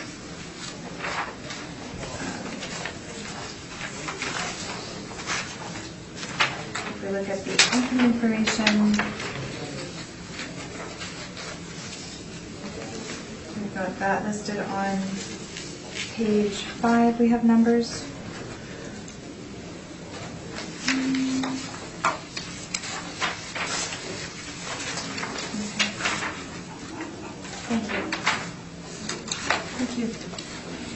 Questions, Mr. Story? Yep. Okay. Are you familiar with this property? This is Flora Place, right? No? Okay. So it's this is a minor point. It's the corner of Flora and Sinclair. So it's 1 block off of Salter and it's 1 block off of Selkirk and Sinclair. Now, this is interesting. One of the characteristics of row houses is that the suites are reasonably small. Now, are you aware that the 1 bedroom in these in Flora Place, 1 bedroom is 600 square feet, a 2 bedroom is 720 square feet, and a 3 bedroom is 800 square feet? No. Okay.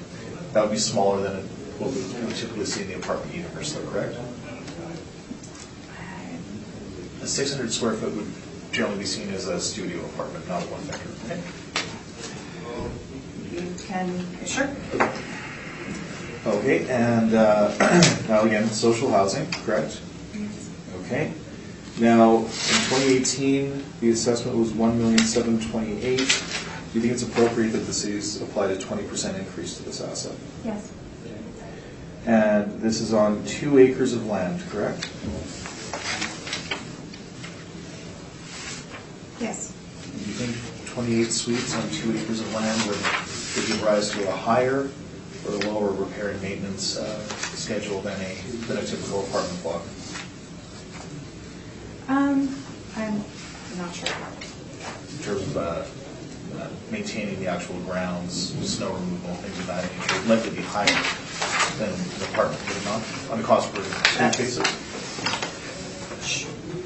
Okay. And no basements in these? No basements. Okay. And stick frame construction, correct? Yes. Okay. Now, this is interesting. In the income value summary, the property type class is apartments, but the city does recognize that they're row houses. So, do you know why that is? Is that just on your page 2? Nope. Oh, because that's, it's pucked as an apartment, or it's pucked as a commercial row house. Okay. Property use code is PUP, is that what that means? Yes. Okay. Okay. Now, again, a 5.4% cap rate, but in the past we've used a 6%, correct? I'm not sure what the historical valuations are. Okay. In terms of the rent comps, are any of these social housing? I'm not sure. I don't think so. Yes, they're not. Flora Place is in the Dufferin neighborhood, and none of these rent comps are in Dufferin, are they? I don't think so. We've got, just for the record, we've got Tyndall Park, St. Norbert, Chalmers, Valley Gardens, Silver Heights, Crestview, St. Patel, Redwood, and River Heights. Okay. So those would be different than Dufferin. Now, the CMHC averages, these don't include social housing, do they? No. Okay.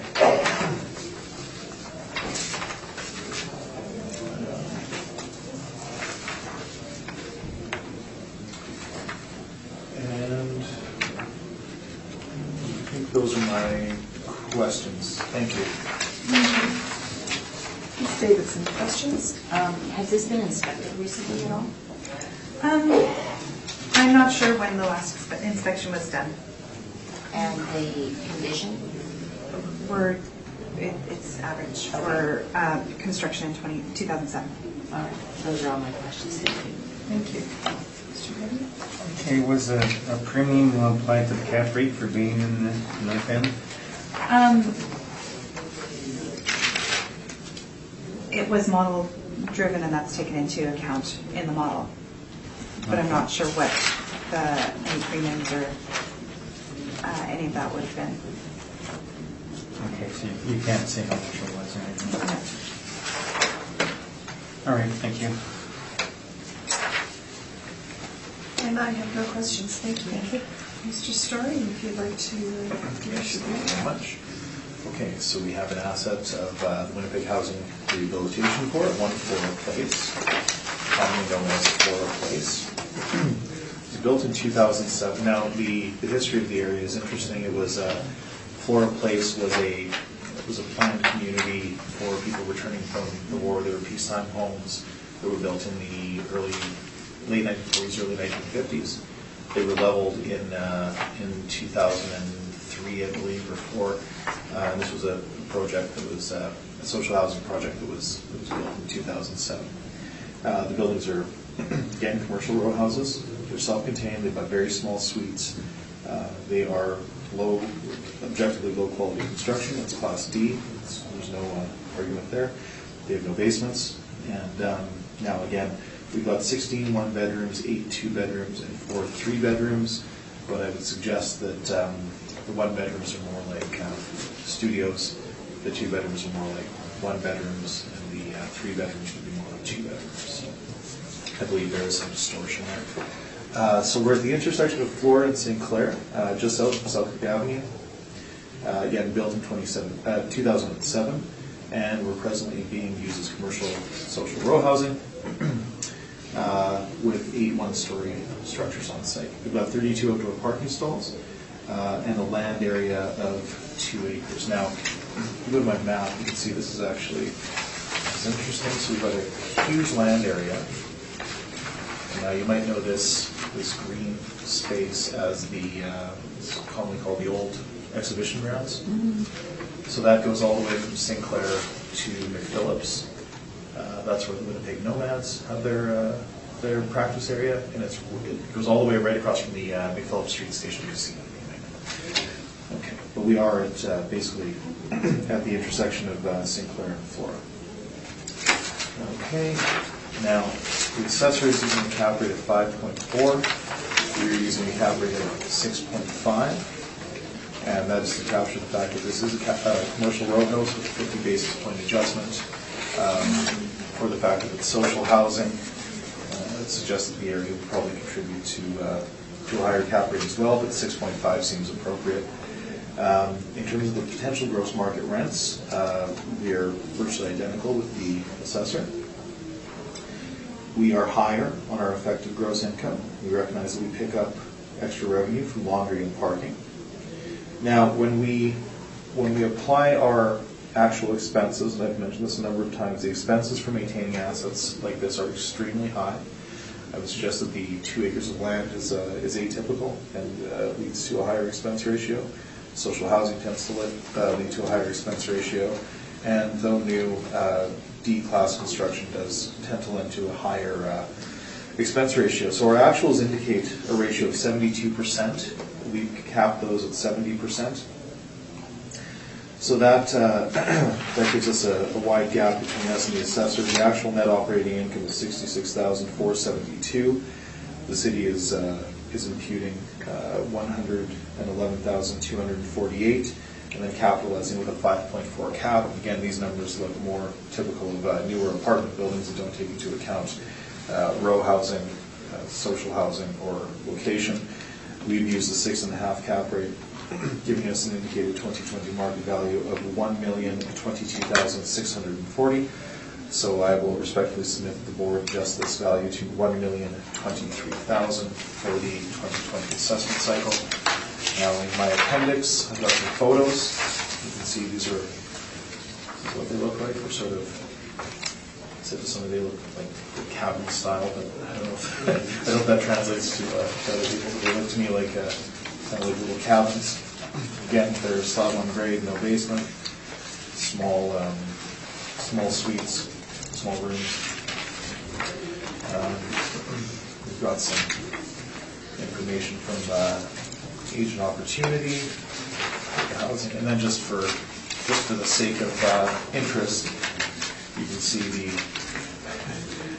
like some light reading of the history of Florida Place and how it was developed and the history of it. It was a challenging place to develop, from what I understand, but they did it. They said that security was an issue, and they recognized that by orienting all the suites so that they're facing inwards. So that's call that the eyes on the street model. And again, this was a project where they recognized that there was the neighborhood was economically depressed, and this was hopefully the goal was hopefully to revitalize the area.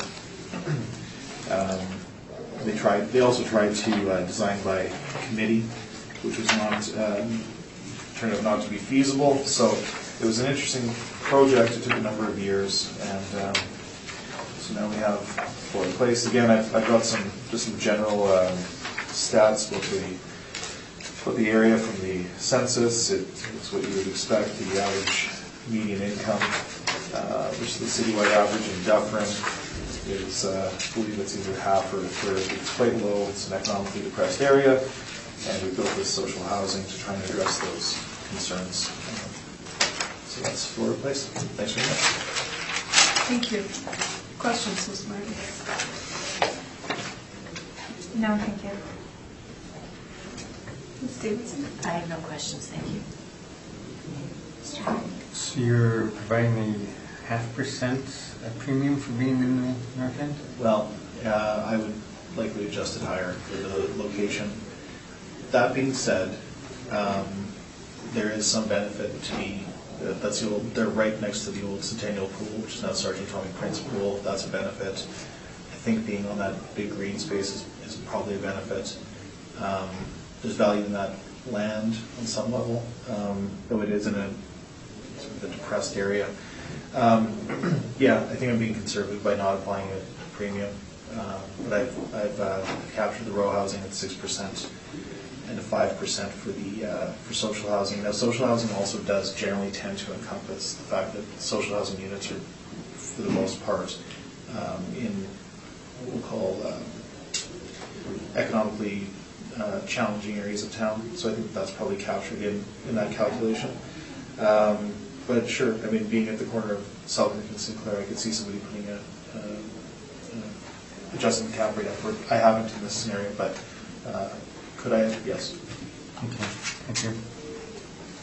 You didn't have a chance to inspect this? I've been through Florida Place a number of times, but I have not been inside the units.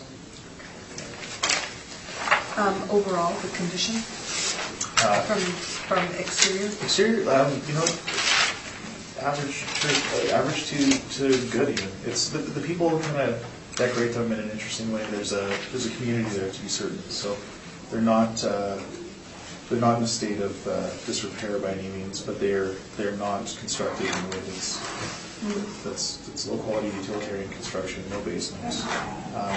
And the area is challenging, but I think it looks like there's a nice community there. It doesn't appear to be in poor shape. Okay, thank you.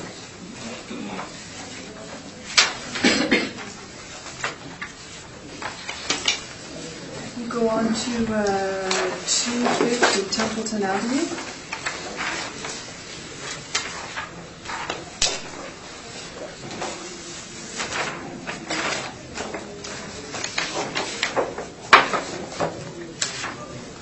Whenever you're ready.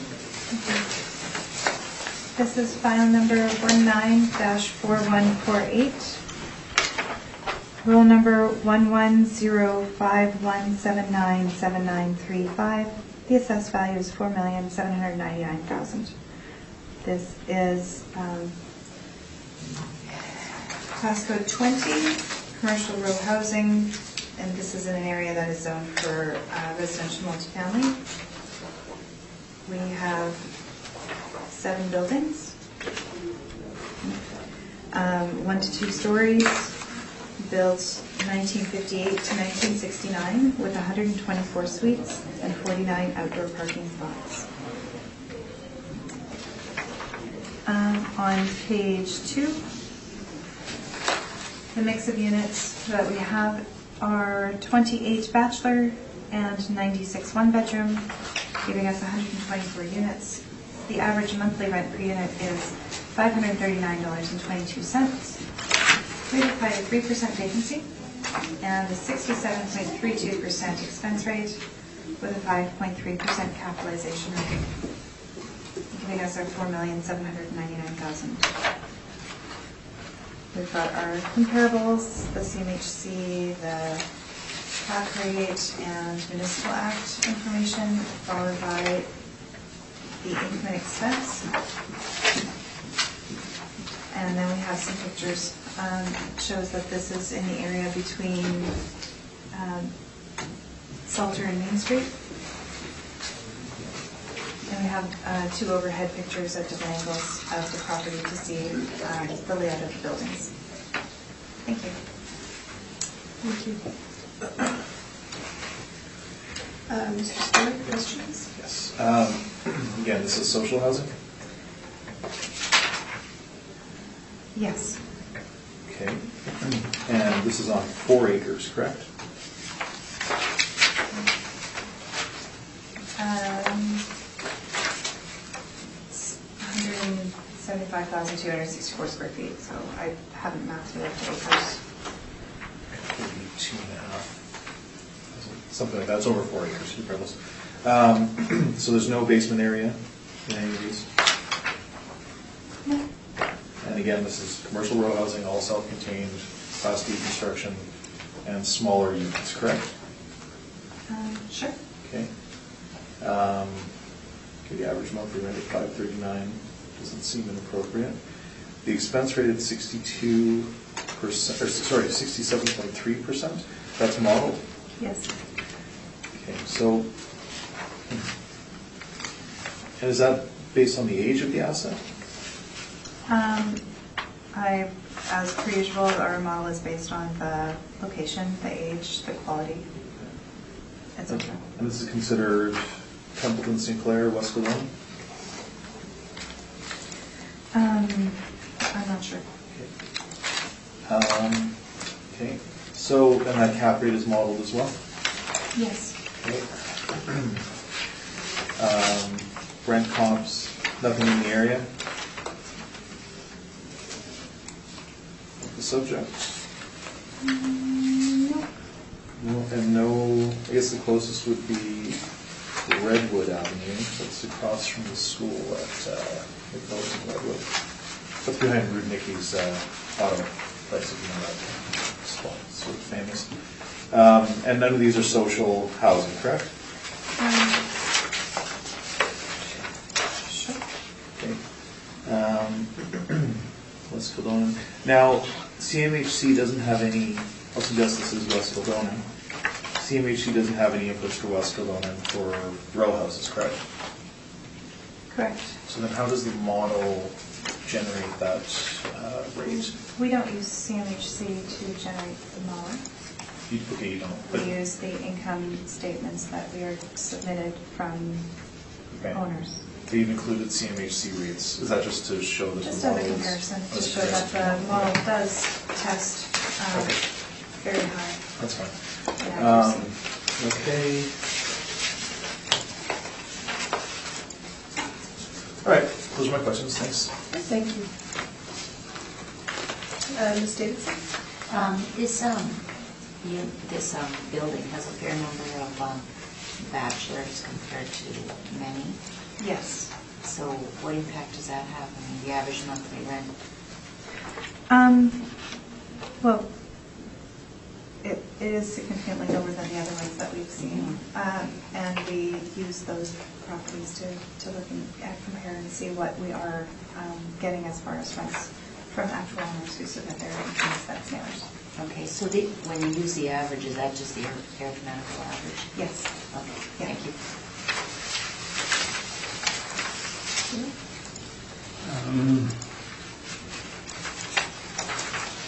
The cap rate here is 5.3. Yes. Previously on floor, 5.4, so not much difference. And this is probably a better neighborhood. I mean, it's older, but it's Old West Colonial. But you have to take that into consideration with the age. This one is 1958 to 1969, where that one was 2007. So there's different factors that play into both. All right, thank you. That's my question. And I have no questions. Thank you. Mr. Story, the floor is yours. Thank you very much. Okay, so we're at 250 Templeton Avenue.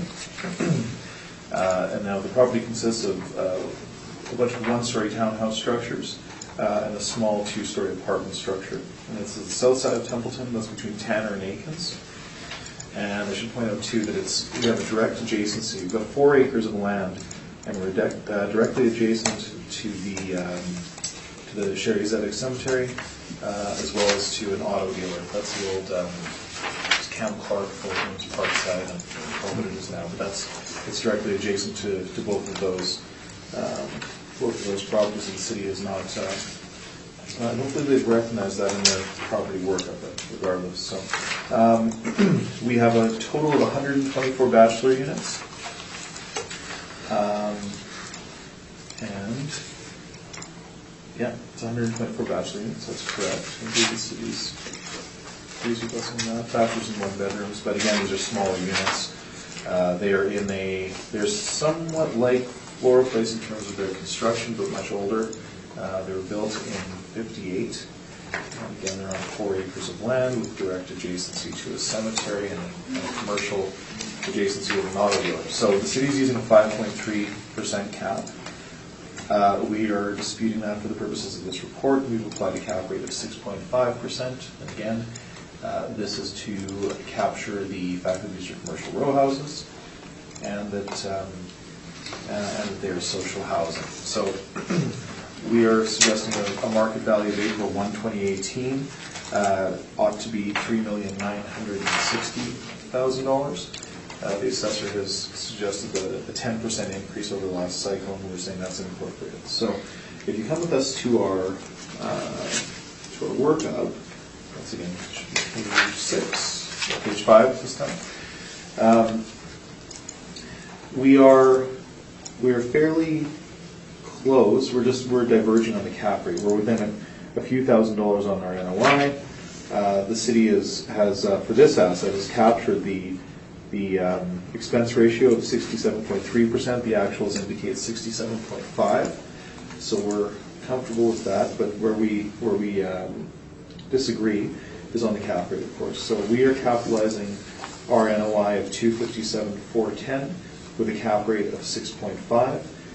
Giving us an indicated market value of $3,960,000, and we ask that this board amend the assessment to $3,960,000 for this cycle. Again, it's used a number of times, but in the last cycle, the city has been using the 6% cap on all commercial row houses. We believe that's appropriate, and the resulting impact of changing that this cycle has inflated the value of commercial row houses, and we don't think that's appropriate, especially considering that most of them are older assets and they're likely not appreciating. So included just an overhead view. This is our subject, Templeton, and you can see this is the auto dealership. It's on Main Street, and this is the cemetery. So generally, a cemetery adjacency would be seen as a value negative. I've not adjusted for the cap rate.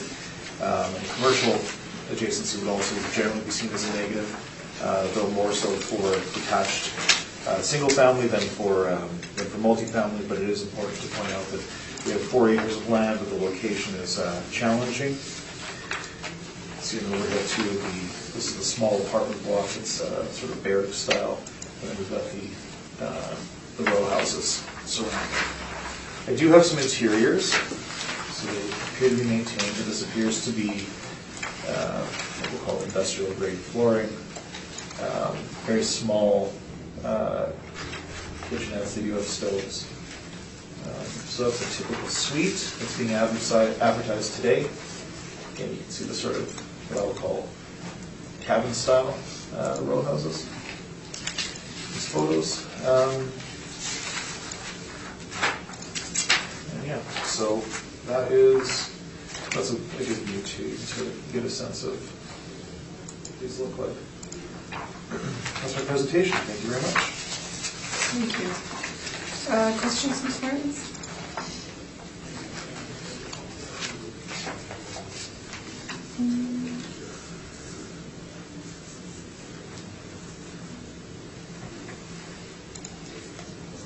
No, thank you. Ms. Davidson? What was the assessment from the last cycle? Good question. I didn't write it down, but it was. I got that it was a 9.7% increase. So I can tell you in a moment.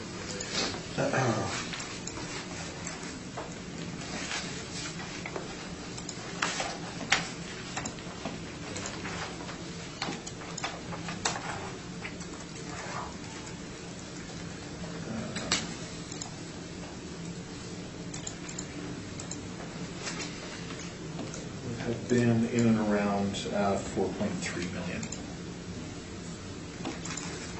So you're requesting a lower assessment than the prior year? Yeah, I think that this, again, I would suggest that the previous assessment was probably too high as well. And I would suggest that this is probably not an asset that's appreciating. If you were looking at this as an investor, you would see that we've got low-grade stick-frame construction. We've got a lot of land to take care of. We've got a lot of roofs to take care of that are reaching the end of their effective useful economic life. So if I were an investor, I would have this would give me some sense of uneasiness. But there's a lot of suites, an inappropriate suite mix, non-optimal use of the land, negative influence from the cemetery and commercial adjacency, as well as assets that are reaching, if not approaching, the very end of their effective useful economic life. I would see a number of carrying costs that would be very high. We're already at 67%. I would assume that would be climbing. So yeah, I would suggest that this asset is not appreciated year over year, to be certain. Okay, thank you. That's all my questions. Questions? Okay, in terms of site influences, would the presence of Kildonan Park and golf course be a positive? Yeah, but there's a barrier of Main Street there, so you're also next to a hotel and beverage room that's very close. So even better asset. Right. Well, the West Hotel. So yeah, it would be good to be close to the golf course and the park, to be certain. But I thought of that too. And there's a couple of apartments that are right on Kildonan Park, and they don't appear to be achieving very high rents. So I was surprised at that. I think it would be, but I don't know if the market is necessarily responding to that adjacency. I can also tell you that the homes on Armstrong, which are right on the cemetery, are assessed far lower than their contemporaries one street over. So cemetery adjacency is generally seen as a negative. Right, thank you. So was this property brought before the board last cycle? Again, I don't know. I wasn't You weren't. there, so. Pictures you provided in your Yeah. brief, those are recent? Those are current, yeah, that's what they're advertising currently, Okay. yeah. So you didn't have a chance to inspect? I live in the area, so I've been by it a number of times, and I've kind of walked through with my dog, so I've seen a general sense of the exteriors, and when people have their windows open, I have seen, I actually have sort of seen them. I wouldn't call it an inspection, but I'm certainly familiar with them. They would not be competing on a free and open market for apartments unless they were at a significant rental discount, I would say. They're very small, and they're row houses. Can you speak to the outside condition then? I would say it's probably slightly below average, what I can see. They all have railings, and they're not uniform. They appear to require some maintenance from my perspective. Okay, thank you.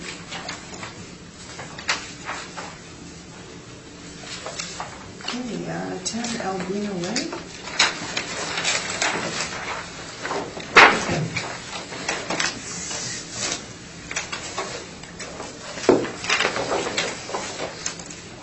And whenever you're ready. Yes. This is file number 19-2092. Roll number 14097901400. The assessed value is $4,606,000. Class code 20, residential 2. Liability status is taxable. This is commercial row housing, zoned residential multifamily. This is, we've got 4 buildings and 2 stories, built in 1977 with 30 suites. On page 2, our income value summary shows we've got 14 2-bedroom and 16 3-bedroom, with an average monthly rent per unit at $1,141.66, with a 3% vacancy, and 42.23% expense rate, and a 5% capitalization rate, giving us the $4,606,000. If you look on the back page, we have a map showing that this is starting at the corner of Albina and Burroughs. It's tough to capture all of the units. I got one long picture with the property. It's along the lagoon there, the lake. Retention pond. Thank you.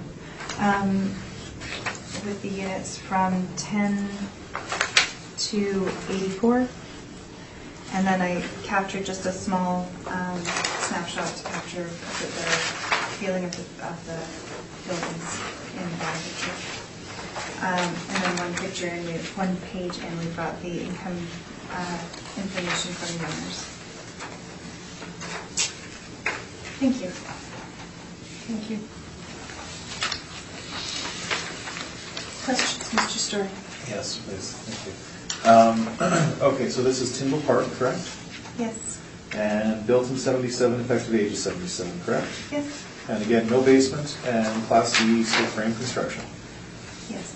Okay. And now, last cycle, the assessment was $3.8 million. So the city is suggesting that this asset is appreciated in market value by 21%, correct? I'm not aware what the last cycle value was. And again, you're not aware that in the last cycle, 6% cap rate was used for commercial row houses.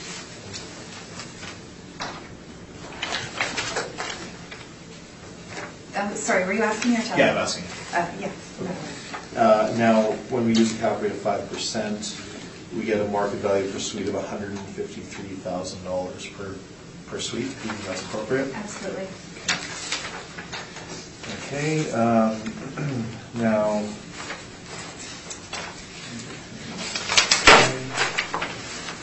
so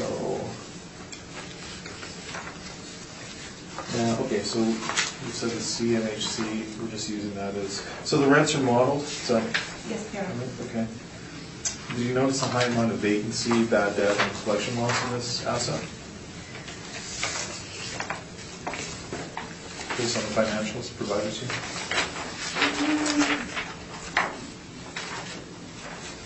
Some. Okay, because it looks like on page 4 of your brief, the rental income loss, right, the figure there of 79,428. So that equates to 20% of the potential gross market rent, correct? I didn't do the math. Okay. Okay, those are my questions. Thanks. Thank you. Ms. Davidson? I have no questions, thank you. Is there a, these are right next to a retention pond, which generally is considered more desirable than other. I think so, yeah. Would there be any premium on the cap rate for that? No. No? Okay, so it's just age and location and size and that sort of. Awesome, thank you. You didn't have a chance to inspect? No, I did not. Okay, thank you. Mr. Story, can you give us your brief? Thank you very much. Okay, this is 10 Albina Way, only referred to as the Albina Shorelines. These were built in 1977, 2-story shotgun units, 14 2-bedroom suites, 16 3-bedrooms. Now these are, when we're talking about repair and maintenance, these are very interesting. These not only have their own utilities, systems and roofs, but they also each have their own garage door. So that's not typical of the commercial row houses we've looked at today. Now these are located on the west side of Albina. That's north of Burroughs. That's in the Tyndall Park area. And we're using them as, they're currently being used as multiple family residential by way of commercial row houses. Again, this is 2.2 acres for 10 Albina Way, and then for 104 Albina Way, which comprise one economic unit. We've got just over 4.3 acres. Total of 54 suites. And again, we are on a retention pond. In the last cycle, the city used a 6% cap. We used a 6% cap. So we continue to use our actual expenses and income. This is site-specific analysis of this asset, and we continue to use the 6% cap rate.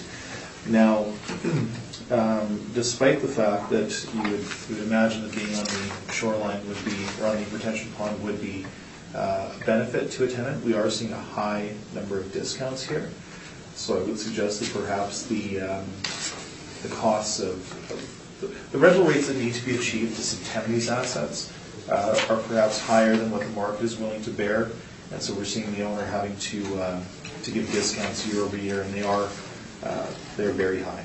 So that being said, the city is saying that the potential gross market rent ought to be $410,998.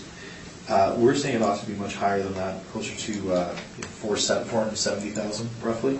But once we factor in discounts, we're coming to a rate of $413,000, which is still higher than the assessor.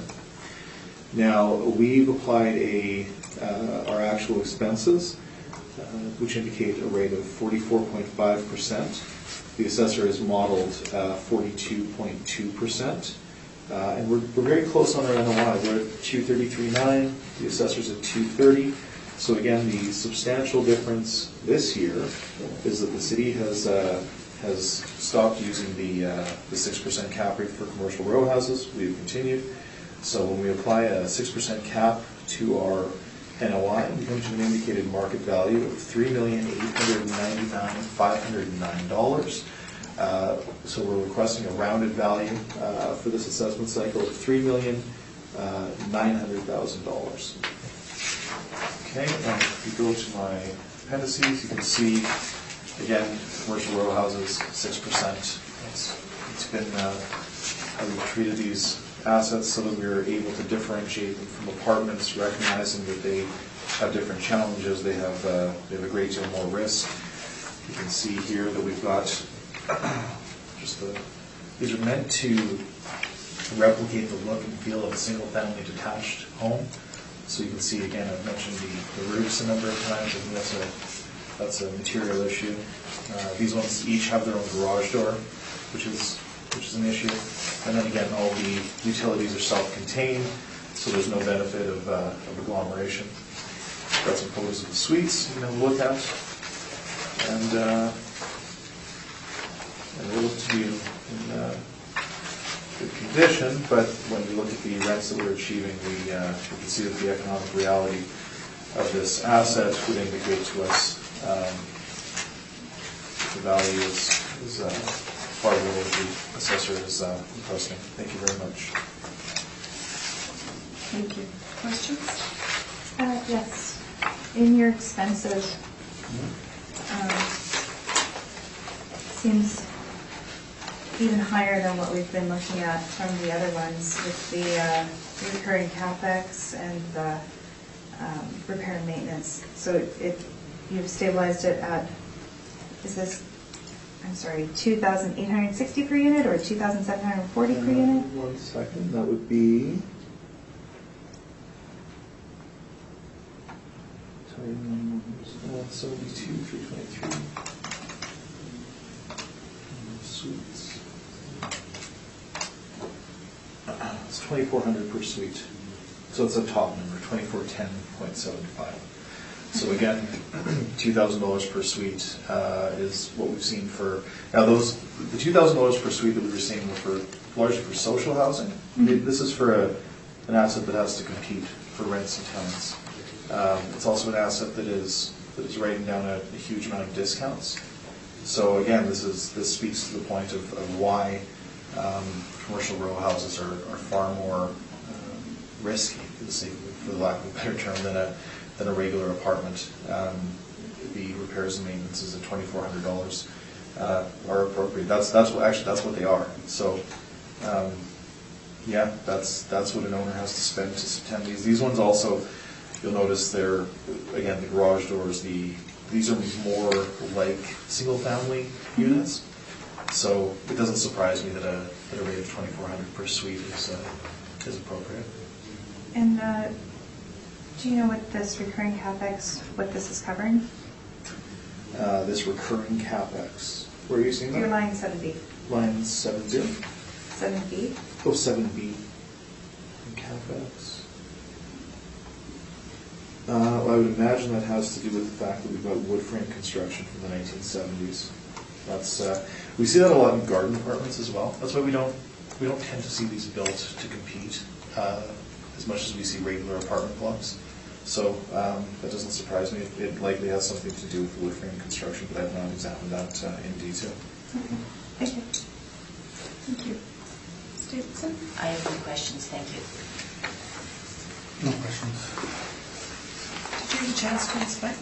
No, I've not been inside. I did a desktop review. I've been past these a number of times. Not for some time, I must say. For purposes of this report, I did a desktop review. I looked at the financials and I looked at some ads that they have. That's where the report was from.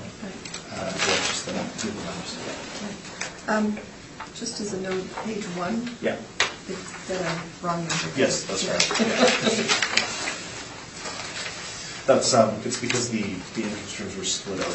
Now we've put them together, and that's why we talked about 10 and 104. It's we're doing the whole graph. So. And we'll move on to our last property, 650 Kimberley. This is a point of housekeeping. I submitted my brief without the workup in it, but I did submit it to the assessor in advance, and I brought copies here, so I have it. I printed out a draft and submitted it, so that's why my page will have it says insert workup. So I have all the right numbers in the brief, but the workup is separate. We put it in after, and I made that mistake. So I do have copies here. Okay. I will speak to those numbers. So. Yeah, we have. Thank you very much. Can you pass them out? Oh, no, thanks.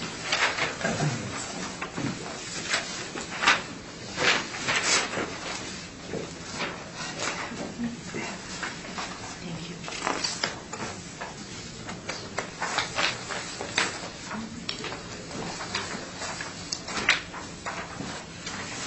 And then you're ready. 19-2335. Roll number 02-01115100. The assessed value is $2,457,000. This one is class code 20. Liability status is taxable. The parcel use is commercial row house. Says 2 buildings. Yes, 2 buildings. 2 stories, built in 1975 with 24 suites and 29 outdoor parking spots. On page 2, we have our workup. In our suite mix, we've got 11 2-bedroom units and 13 3-bedroom units for a total of 24 units with an average monthly rent per unit at $888.84. We've applied a 2.6% vacancy rate and a 50.72% expense rate and a 5% capitalization rate, giving us the $2,457,000. We have our comparables and the CMHC and the cap rate information and the municipal act assessment information, and then our mailer. And on the back page we have, again, the map and 2 different views of overhead views of the property. Thank you very much.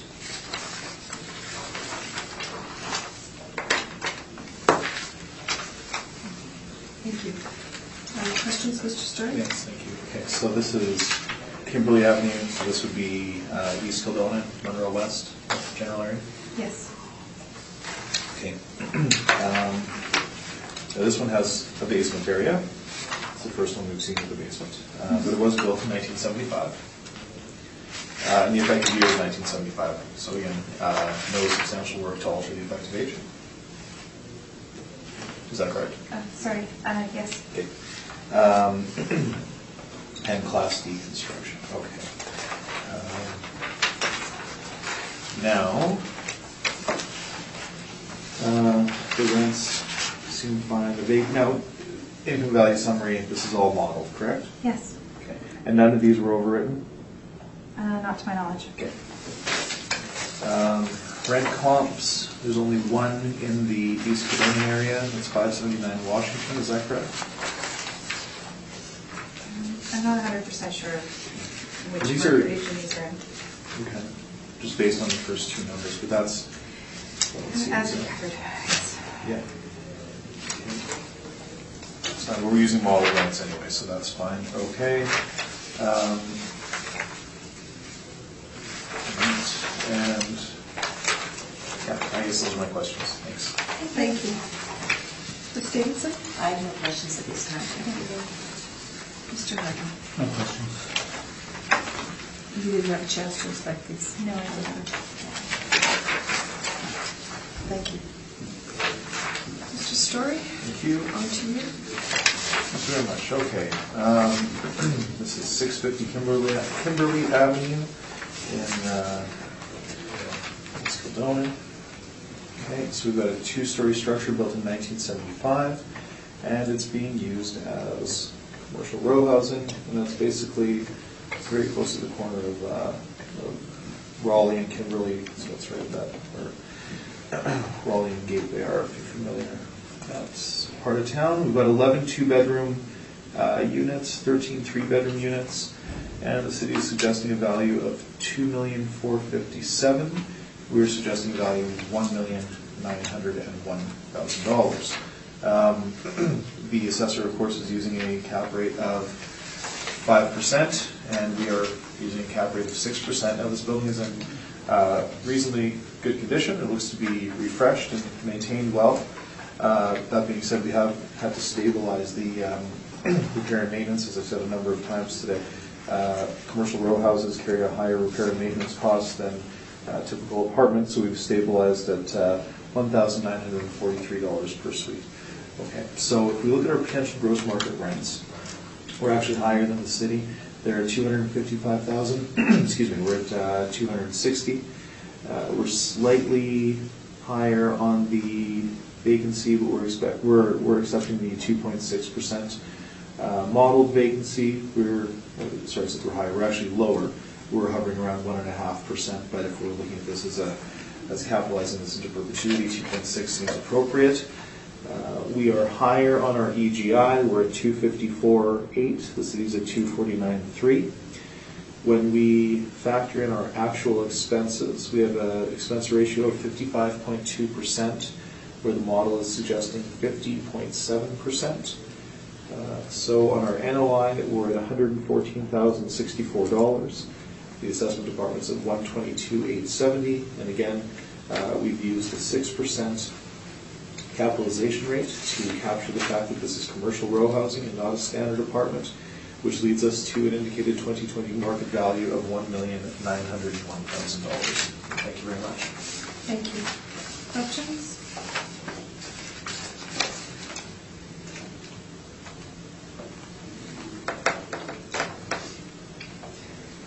No, thank you. Stevenson? I have no questions, thank you. No questions. I have a question in regards to this. This property has a basement. Yeah. The only basement. So I thought I had heard you previously say. They don't tend to have basements, yeah. Yeah. This would be different. So then, would they not have a different classification? They would not be row houses? No, that's one typical characteristic of the row house. So no, they don't typically have basements, but if we look at, this is interesting, if we look at we've got 24 units, the plan area, it could be, no, they appear to each have basements. They might have utilities down there. They might have washers and dryers. I noticed on the ones in Albina they have crawl spaces, so it could be the difference between having a 5-foot, a basement is anything over 6 feet, crawl space is anything under. So I'm not sure, but these do appear to have basements. Yeah, but they are still commercial row houses. So. Okay. And did you inspect them? No, I did not. Okay. So these are all pictures taken off there. This is all from leasing? from leasing, I believe. So let me just double check. I think we have some from Google Maps, and then some from the. Yeah, and that's actually I think that probably solves our question about the basements. Yeah, I just saw that. Yeah. Okay. These are marketing photos. Yes. Okay. So you did not bring this previously to the board last cycle? I'm not sure I was with you. Yeah. Thank you. That's all my questions.